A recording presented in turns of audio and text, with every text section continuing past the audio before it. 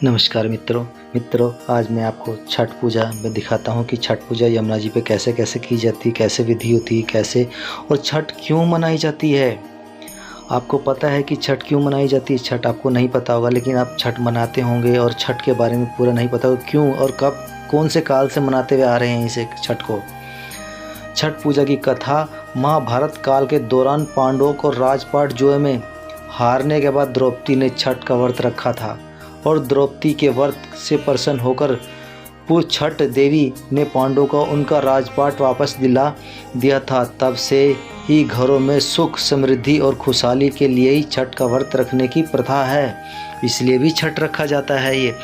लेकिन मैं देखिए छठ पे गया था, इतना क्राउड था, इतना बहुत भीड़ थी और मैं बड़ा ही परेशान हो गया था यहाँ पे। लेकिन अच्छा आनंद बड़ा आया, बहुत ही आनंद था, बहुत क्राउड था और पॉपुलेशन बहुत ज़्यादा थी कि यहाँ पे देखिए इतनी श्रद्धा से, इतने भाव से बनाई जाती है छठ पूजा कि यहाँ पे 36 घंटे का निर्जल व्रत होता है और इसमें माताएं बहनें ये 36 घंटे का निर्जल व्रत यमुना जी पर दिया जलाते हैं, यमुना जी पे, और सूर्य भगवान को दिया जलाते हैं। ये मैं आपके पास शाम के समय आया और शाम के समय देखा तो मैंने बड़ा क्राउड था और बड़ा ही अच्छा लगा।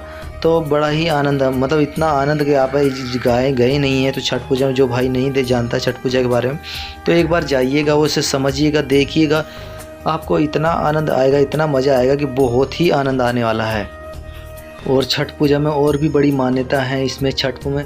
जैसे छठ पूजा के दिन पौराणिक कथाओं का पाठ किया जाता था। पौराणिक मान्यताओं के अनुसार सूर्य षष्ठी यानी कि छठी पूजा के तीसरे दिन शाम के वक्त सूर्यदेव अपनी पत्नी प्रत्युषा के साथ रहते हैं, इसलिए संध्या अर्घ देते हैं। अब प्रत्युषा को अर्घ प्राप्त होता है, प्रत्युषा का अर्घ देने से लाभ मिलता है। इस दौरान व्रतधारी लगातार 36 घंटे का व्रत रखते हैं। व्रत के दौरान वह पत्नी भी पानी भी बिल्कुल भी ग्रहण नहीं करते हैं। संतान की प्राप्ति के साथ परिवार के सुख समृद्धि के लिए भी रखा जाता है। और ये भी एक कहानी है, कहानियाँ और भी हैं बहुत सारी, मैं आपको इसमें सुनाऊँगा। इसमें कहा भी जाता है, पौराणिक कथाओं के अनुसार ही छठ व्रत की पौराणिक कथा है। पौराणिक कथा के अनुसार प्राचीन समय की बात है, जब एक नगर में प्रियव्रत नाम का राजा थे। उनकी पत्नी का नाम मलिनी था। दोनों कई संतान नहीं थी। इस बात से रोज राजा उनकी पत्नी से बहुत दुखी रहते थे। उन्होंने एक दिन संतान की प्राप्ति की इच्छा महर्षि काश्यप द्वारा पुरोहित यज्ञ करवाया। इस यज्ञ के कल्परूप रानी गर्भवती हो गई। 9 महीने बाद संतान सुख प्राप्ति हुई। यह समय आया तो रानी का मरा हुआ पुत्र प्राप्त हुआ। इस बात का पता चलने पर राजा बहुत दुखी हुए। संतान शोक में उन्होंने आत्महत्या का मन बना लिया। लेकिन जैसे ही राजा ने आत्महत्या करने की कोशिश की तो उनके सामने सुंदर देवी प्रकट हुई। देवी ने राजा को कहा, हे फर्स्ट देवी हूँ, मैं लोगों का पुत्र सौभाग्य प्राप्त प्रदान करती हूँ। इसके अलावा जो सच्चे भाव से, सच्ची श्रद्धा से मेरी पूजा करता है, उसके सभी प्रकार के मनोकामना पूरी करती हूँ। यदि तुम मेरी पूजा करोगे तो मैं तुम्हें पुत्र प्राप्ति रत्न प्रदान करूँगी। देवी की बात से प्रभावित होकर राजा ने उनकी आज्ञा का पालन किया और उनकी पत्नी ने कार्तिकेय शुक्ल पक्ष अष्टमी तिथि के दिन देवी अष्टमी की पूरी विधि विधान से पूजा की। इस पूजा के फलस्वरूप उन्हें एक सुंदर पुत्री प्राप्त हुई। तभी से छठ का पावन पर्व भी मनाया जाता है। एक कहानी ये भी है और आगे भी मैं आपको इसकी कहानियाँ बताते रहूँगा। छठ के व्रत में संदर्भ में एक अन्य कथा के अनुसार जब पांडव अपना सारा राजपाट जुए में हार गए थे, द्रौपदी ने छठ व्रत रखा था। इस व्रत के प्रभाव से भी उनकी मनोकामना पूरी हुई और पांडवों को राजपाट अपना बिल्कुल अपना पूरा का पूरा वापस मिल गया था। एक कथा ये भी है। और अब मैं यहाँ पे देखिए गया तो हमने यहाँ पे दूध वितरण किया। दूध वितरण करके, क्योंकि भाई हम मनाते नहीं हैं छठ पूजा, लेकिन क्या है कि छठ के बारे में देखिए पंडित हैं तो छठ के बारे में तो जानकारी है हमें पूरी कि छठ कैसे मनाते हैं, क्यों मनाते हैं, इसकी पूरी पौराणिक कथा है। और इसमें अगर आप कथा भी सुनना चाहते हैं तो मैं आपको छठ की कथा भी आपको बिल्कुल सुना दूंगा। इसमें छठ की कथा भी मैं आपको सुना देता हूं कि छठ भी बड़े इसमें मनाई जाती है। लेकिन हिंदुओं की सबसे बड़ी पर्व दिवाली को पर्व की तरह माना जाता है कि 5 दिन तक चलने वाला ये पर्व सिर्फ भैया दूज की तरह ही समाप्त नहीं हो, बल्कि ये पर्व छठ तक चलता है। इसे उत्तर प्रदेश, बिहार, झारखंड, नेपाल, बंगाल में ज़्यादातर मनाया जाता है। खासकर बिहार में मनाया जाने वाला बेहद अहम पर्व है जो पूरे देश में धूमधाम से भी मनाया जाता है। छठ केवल एक पर्व नहीं बल्कि महापर्व है जो कुल 4 दिन तक चलता है। नहाया खाया से लेकर उगते हुए भगवान सूर्य को अर्घ देने तक चलने वाला इस पर्व को अपने ऐतिहासिक महत्वपूर्ण भी बताया गया है। छठ पर्व कैसे शुरू करें, इससे पीछे कई ऐतिहासिक कहानियाँ प्राचीन हैं। पुराणों में छठ की पूजा के पीछे भी कहानी है। राजा प्रियव्रत को लेकर कहते हैं, राजा प्रियव्रत को कहीं संतान नहीं थी, तब महर्षि कश्यप ने उनकी प्राप्ति के लिए यज्ञ कराकर उनको संतान की प्राप्ति करवाई थी।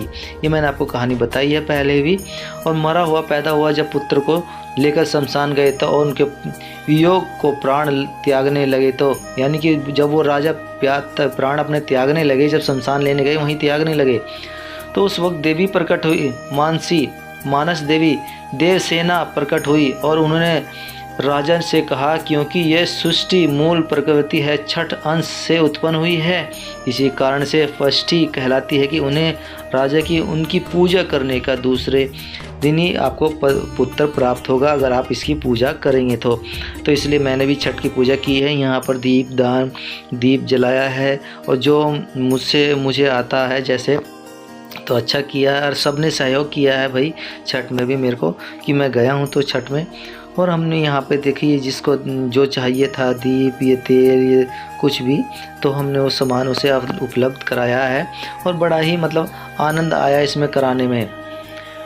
राजा प्रियव्रत ने पुत्र इच्छा के कारण देवी पुष्टि का व्रत किया तो उन्होंने पुत्र की प्राप्ति करते हुए यह पूजा कार्तिक शुक्ल पक्ष में हुई, तभी इससे छठ पूजा होती। इस कथा के अलावा एक कथा राम सीता से जुड़ी हुई भी है। पौराणिक कथाओं के मुताबिक जब राम सीता 14 वर्ष के वनवास के बाद अयोध्या लौटे थे तो रावण वध के पाप से मुक्त होने के लिए ही उन्होंने ऋषि मुनियों को आदेश से राज्य सूर्य यज्ञ कराने का फैसला लिया। पूजा के लिए उन्होंने मुगदल ऋषि को आमंत्रित किया। मुगदल ऋषि ने माँ सीता पर गंगा जल छिड़कर पवित्र किया और कार्तिक मास के शुक्ल पक्ष की षष्ठी तिथि के सूर्यदेव को उपासना करने का आदेश दिया, जिससे सीता ने सुगद ऋषि के आश्रम में रहकर 6 दिन तक सूर्य भगवान की पूजा की थी।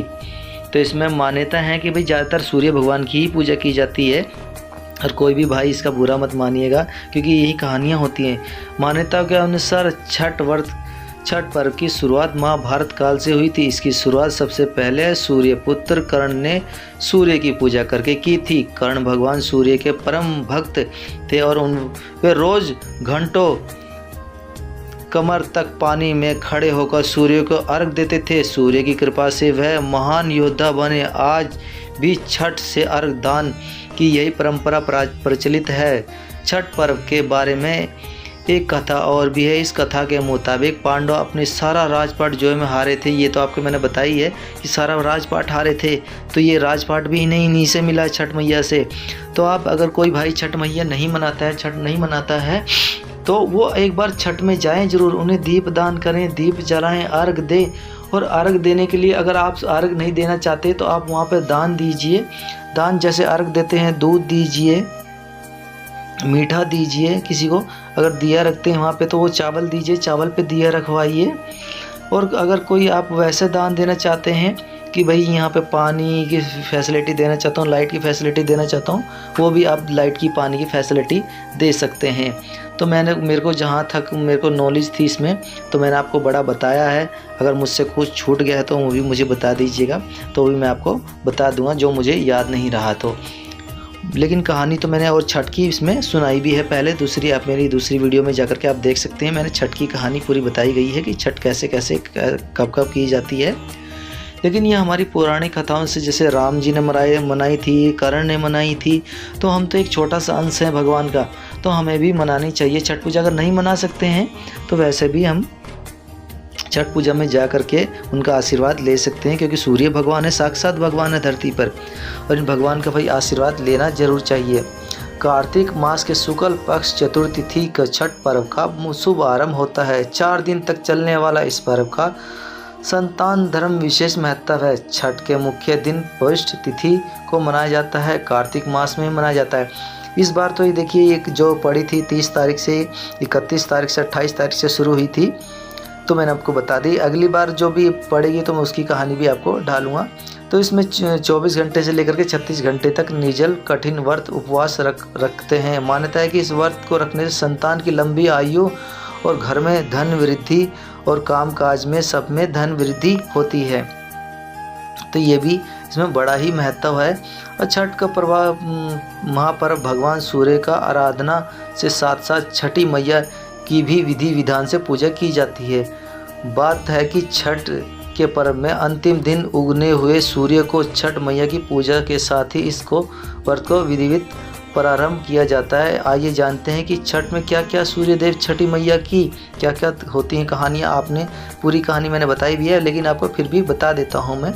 हिंदू धर्म के भगवान सूर्य के प्रत्येक देवता माना जाता है, क्योंकि सूर्य की ऊर्जा के कारण ही धरती पर जीवन सुचारू रूप से चल रहा है। लेकिन छठ पर्व में भगवान सूर्य की पूजा क्यों की जाती है, इस पर प्रश्न है। महाभारत काल से मिलने वाले विधि अनुसार दानवीर कर्ण का जन्म भगवान सूर्य देव व वरदान के कारण हुआ था। उन्हें ये आशीर्वाद के कारण उन्हें कवच कुंडल वीरता का आशीर्वाद प्राप्त था। अरे भाई, जब हम सूर्य भगवान कर्ण इतने योद्धा बन सकते हैं छठी मैया की पूजा करके और सूर्य देव की यमुना मैया की, तो हम क्यों नहीं बन सकते। दानवीर कर्ण सूर्य के परम भक्त थे, इसलिए प्रतिदिन वे लंबे समय तक बिना खाए पिए कमर तक पानी में खड़े होकर उपासना करते थे, तब अर्घ दान करते थे। इसी परंपरा का पालन किया जाता है। इसके साथ यह भी माना जाता है कि जब पांडव राजपाट जुए में हार गए थे तो भी इनका राजपाट वापस भी मिला। शास्त्रों में बताया गया है कि छठी माता भगवान ब्रह्मा मानस पुत्र के साथ कई जगहों पर इन्हें सूर्य की बहन के रूप में भी बताया गया है। कि माना जाता है कि छठी मैया के दिन उपासना करने से संतान की लंबी उम्र आशीर्वाद मिलती है।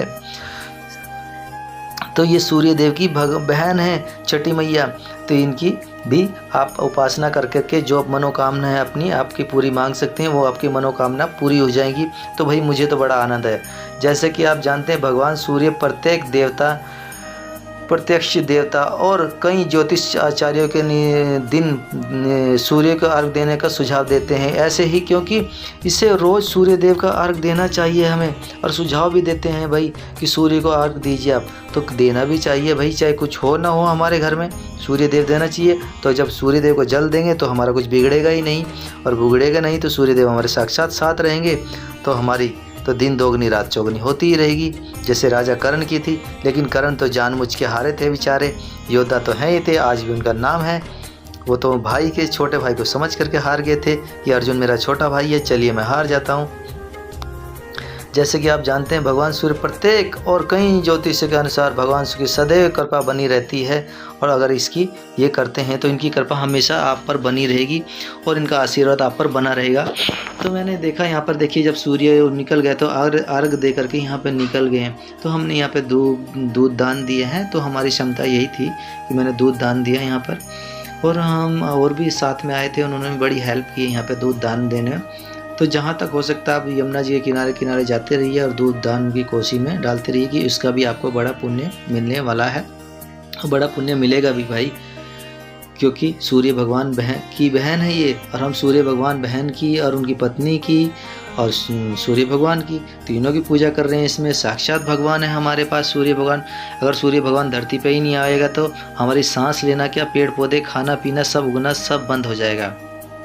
तो इसलिए भाई सूर्य भगवान को अर्घ देना चाहिए, जल देना चाहिए, डेली दीजिए, आपके दिन दोगुने रात चौगुने भी होंगे इसमें। और सभी ज्योतिष पंडित सभी बोलते हैं कि अर्घ देना चाहिए सुबह सुबह सूर्य भगवान को। और सूर्य मंत्र भी आप याद कर लीजिएगा, मैं सूर्य मंत्र भी आपको दे दूंगा।